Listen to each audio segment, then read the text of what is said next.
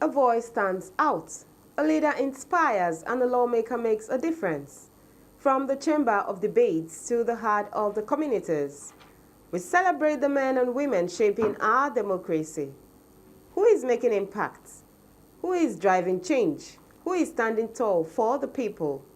Welcome to another episode of the program Legislator of the Week. The program focuses on the legislators in the National Assembly and the impacts they are making in their various constituencies. The program spotlights excellence and celebrates service. Today, our guest is the senator representing Plateau Central Senatorial District in the 10th Senate. He is the chairman, Senate Committee on Labor, Employment and Productivity, and the vice chairman, Federal Character and Intergovernmental Affairs. He studied applied physics as first degree. He has a postgraduate diploma in criminology and peace studies and another postgraduate diploma in mining engineering. He is in the person of Senator Diket Plang. My name is NTA, your host. Do sit back and enjoy the program. You're welcome to the program. I'm very grateful. It's a rare opportunity. Kindly introduce yourself to the viewers. I'm Senator Diket Plang. I represent Plateau Central. I am from a village called Takas, and I started as a councillor representing Fair Ward, then became local government chairman of Pang Local Government Council. I was also personal assistant to Governor Darie. I was also a commissioner for science and technology in Plateau State and became special advisor to Governor Jang. I was also in the House of Assembly representing Pangshin Central, Pangshin North constituency, and also I was advisor to Governor Lalong before coming to Senate, and before coming to Senate too, President Obasanjo gave me a federal appointment as the NAPEP coordinator in charge of Plateau State. I am in the Senate now, representing the people of Plateau Central, and also the chairman, Senate Committee on Labor, Employment and Productivity, and also the vice chairman, Senate Committee on Federal Character and Intergovernmental Affairs. I belong to several very important committees in the Senate. Please tell us how the process of transitioning from being a physicist to politics has been. Politics have no syllabus. Even if you read medicine, you read architecture, or you are into humanity, law, or any other profession, politics is all about participating to ensure that your people are inclusive and then offer service to humanity and to your government. And therefore, as a physicist, I find it much more easier for me to be a politician. First of all, on grounds that I grew up in the village, I know what pains my people, I've been part of them, and therefore it's cheaper for me to really identify the needs of my people and stand strong for them. And again, physics is calculation. Every politician must be a calculation. You must do your differential equation and find your value when it is necessary. What were you doing actively before politics? In the university, I was in my secondary school, to be very precise. I think politics has been part of my life. In my secondary school, I came to Form 1 in Boys Secondary School, Gindri. I came into Form 1 and was a class captain in my Form 1, Form 2. Form 3, end of Form 3, I was school prefect. In my Form 4, Form 5, I was a head boy and the FCS president. So I started being a leader from my secondary and tertiary institutions. In the university, I was president of Physics Students Association, and I was member of the Student Union government. And then I was also treasurer of my state students association. So after my university, after my NYC, after service, I worked with Cabo Air as station manager in Kano and Saudi Arabia. But I decided to resign to go and contest election and become a councillor. I think that was the beginning of my trip into politics. So from 1996, in all administration, I am privileged and graciously been favored. I'm either one or two things in each of the governments since 1996 in the zero-party election, and then 1999 when democracy came to bear fully in our country. So I have been into politics, and I've been into politics because it's about the people. I've lived with my people. I'm the Secretary of Development Association of my community, so I know the needs of my people. I've been a local person. I've tested what you could say suffering, and therefore I know what our masses feel, and it's easier for me to stand in for them. Kindly give us an overview of the bills and motions you have to your credit so far. To my credit, I have 2 or 3 bills that have undergone third reading and pass. So I'm very, very interested in the repeal of the Act and for the holistic cover of the desire to repeal the law, especially at times like this, that this government is so interested in agricultural production. We will have the food, but we must also know how our food is processed, reserved, packaged, and taken for sale. If we are good in production, and we are not watching the process of packaging, processing, and have a quality food, this will go a long way to affect the health of Nigerians. It will also affect the quality and then the economy of our products.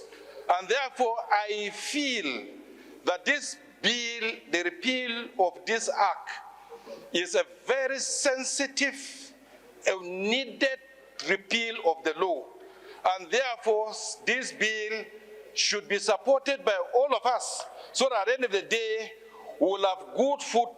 When you have good and quality processed food, you will have quality health. I have a bill for the establishment of the Federal University of Mining and Geosciences, JOS, that have undergone third reading pass and has been passed.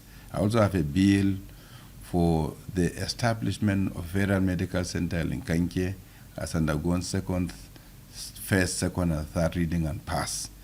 I have also a bill for the establishment of an eye center, National Eye Center in Pushit in Mango Local Government Council that have undergone and passed, have been passed third reading.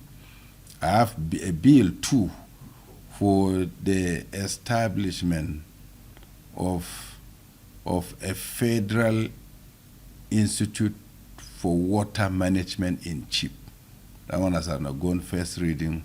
I've also have a bill for the establishment of at least one technical school in every state of the Federation, technical and vocational school. That one has undergone first reading.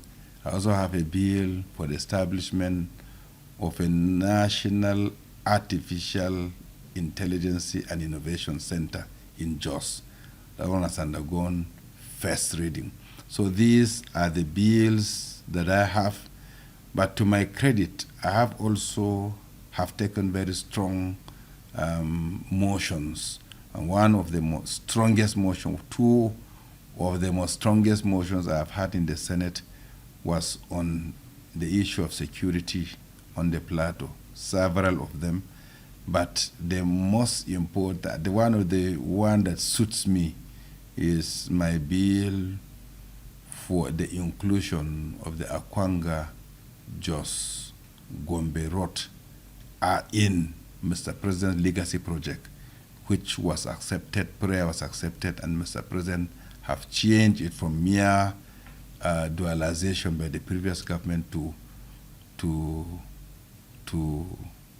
a legacy road, which became the number 4 on the legacy lot of Mr. President and has been commissioned. Work have started. I'm very glad with those ones. So I've also participated in several ad hoc committees in the Senate, ad hoc committee on safe schools, ad hoc committee on issue of adulterated fuel. You are the Chairman, Senate Committee on Labor, Employment and Productivity. Please tell us your roles in that committee. As one of the most fundamental functions of a legislator is oversight, and also ability oversight, particularly when you're given a committee. So my duty is to ensure that definite screening of their budget is done, to be sure where money is allocated to, and then to go back to find out whether the purpose of which monies were allocated are done correctly and according to the budget. So I have those ones. And again, if you see lacuna, probably where some of the act has to be changed, you do that. And we have done that, particularly for the National Social Insurance Trust Fund. You would know that about a month or so, the bill to repeal and reenact the act establishing National Social Insurance Trust Fund has passed the third reading in the Senate. So those are what you do. You try to look at the act establishing the agencies under you, where you think that the act has to be repealed and work on to give them the ability to be more productive. You do that. So those are some of the functions, and you ensure that there's cohesiveness, there's productivity, and that the offices are run according to the law. If you just joined us, this is Legislator of the Week, and our guest is distinguished Senator Diket Plang, Senator representing Plateau Central in the 10th Senate. We'll take a break now. Please stay with us. Do you know your representatives in the National Assembly? Do you know their duties, their promises, and their impact? It's time to bridge the gap between the people and their lawmakers. It's time to know your legislator. Know your legislator, a civic power in your hands, only on NTA Parliament. Join us every week as we bring your senators and representatives closer to you.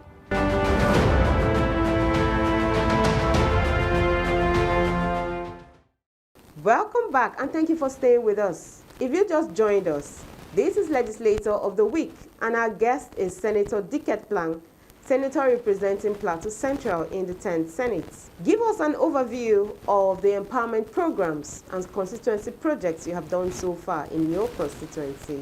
I want to thank God Almighty because all of us are entitled to place jobs in the budget. And again, the work of a legislator is representation, budgeting, appropriation, and oversight. You also have lobbying. I've been able to lobby and get more projects for my constituency in the budget. I have a project over 12 billion in the budget, but it's just lack of capital release. By the moment, I've run over 61 different projects and empowerment for my constituents. The lists are there in education, fencing of schools for the purpose of security, and also providing light in our schools, worship centers, communities where there are a lot of insecurities, and I've done that. I've also worked on police stations, more than 1 to 4 different police stations by providing offices and accommodation. I have also bought motorcycles for security to security agencies to assist them. I have bought buses to 2 of the relevant technology schools in my village as demanded by the authority.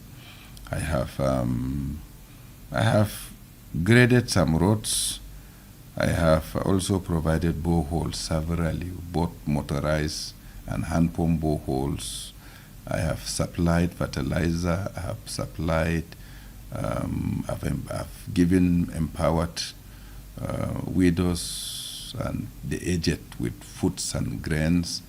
I have provided employment for over 140 constituents of mine with federal government. And I have also, as much as possible, sponsored 4 students to India to read medical courses. And students there. And I have assisted most of my development tribal development association communities. I've supplied over 100 industrial grinding machines to grind corns. I have also assisted in supplying fertilizer, as I earlier told you.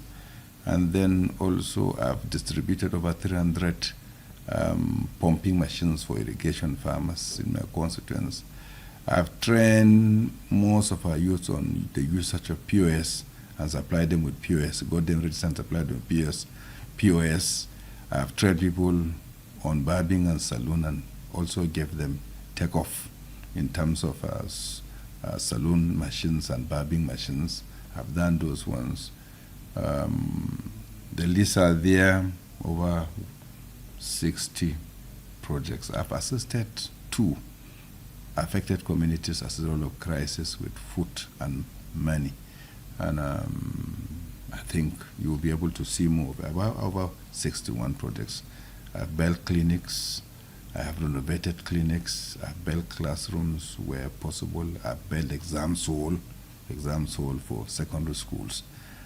What's the relationship between you and your constituents like? Well, I must thank my constituents for believing in me, for tolerating me. If you are told that somebody said as a councillor, and from a councillor, he became a local government chairman, from a local government chairman, he was appointed personal assistant to a governor. From there, he was made a commissioner.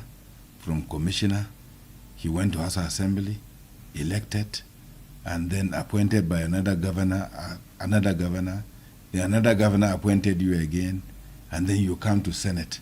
And I tell you, I came to Senate as one of the, I'm sure, financially lower Senate. So it's God. I must thank my electorates for sustaining me so long. It's not easy.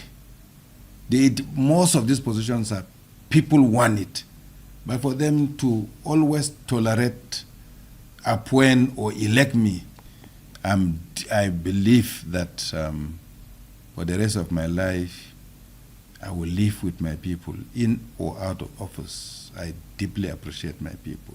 How accessible are you to your constituents? We are very grateful for the multimedia process of communication.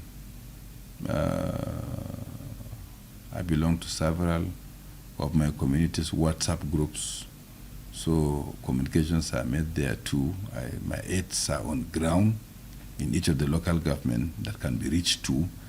We are also at a period of telephone and media communications that anything that happens, you could even see the video, you can have the message, and you can. And then we're in a digital period, economic, digital and electronic economy. So even if it is AIDS, you meet people directly by helping them. You are very passionate about rendering services to humanity. Please tell us about the lives you have touched since assuming the senatorial seat. Well, I have touched people severally, and I assure you that it's not an issue of counting. It's every day you move out, you meet humanity. I have a space for the less privileged, and I think probably I have been one of them. And as you walk around, as you come to office, as you pass through gates, you meet people. I greet them well. I offer little things to people I come across. I've assisted people in hospitals. I am sure that I have touched, I have lived with the masses. I have a space for the masses. That one you can't take away from me. It's a daily activity. And even if in or out of office, as soon as you come across your fellow brother, the next desire is to make the person happier. How would you assess how you have fared in the last 3 years as a senator in the 10th Assembly? I'm just from my village. Whenever there are crises, I come around. When there are the celebrations, I come around. And for the job that you know, I'm in Abuja with so many local governments. My aides are also there. Whenever I'm not around, whatever will take place, they represent me. But I assure you that even for the primaries that were done, I have to work on my people to believe in destiny and to appreciate. My people are with me, and they would continue to be with me. And I assure you that those of us that has benefited from the people's will not easily be angry. We should be seen as people that are very grateful. Whether you're on the ballot or you're not on the ballot, you also need to be seen contributing and positively supporting others, having been supported for a long time. What legacy would you like to be remembered for as a senator in the 10th Assembly and in your constituency? I would wish to be remembered as a young, in terms of ranking, Nigerian appeared at the Red Chamber, and that I was tolerated, and that I walk with the big, and that I was able to stand in for the people I represent, and I had opportunity of bringing motions, bills, and also lobby for projects for my constituents, and that I finish well, and that at the end of the day, more and more Nigerians get to know about my constituents, and that I was a happy and a fulfilled senator of the Federal Republic of Nigeria. I feel indebted, I feel grateful to God. Just one last word. My last word is, Nigeria is a great country. Nigeria doesn't have an equal in Africa. Nigeria is the richest part of the world I've ever seen. Rich in human capital, rich in agriculture, rich in minerals, rich in good weather. Nigeria is fantastic, and I believe that one day the whole world will come to Nigeria. May God help us leaders to live a right, be missionful and purposeful, and may God help the followers to continue to love and pray for leadership, and may God help us to bring advices to build, not destructive opposition. May God bless this great country. May we live to give our best to our nation, the land that God Almighty has given unto us. May we positively contribute. I pray for unity for our country. May we love one another, from Sokoto to Port Harcourt to Enugu to Maiduguri to Plateau. May we remain one another's brother. What a great country, Nigeria. May God bless the Federal Republic of Nigeria. May God grant Tinubu more wisdom, more of good health, and also more of understanding, that as he would lead this country, God will help him to remain very productive for the country. Thank you so much for your time. I'm very grateful. It's a rare opportunity. NTA is a great media. We're very proud of what NTA is doing for us. Your GM is extraordinarily good. I thank him for all the branches in our states that are working well despite low funding. I just pray that God will continue to bless NTA I would jokingly tell you, may God help us to increase the welfare of the staff of NTA. I have gone through you. I believe that you are great Nigerians, great on grounds that you give beyond what you earn. May God bless NTA. I thank you so much. And that concludes this episode of Legislator of the Week. You can follow us on our social media handles showing on your screen. Thank you for watching. Once again, I am Ene Ojonuba. Bye for now.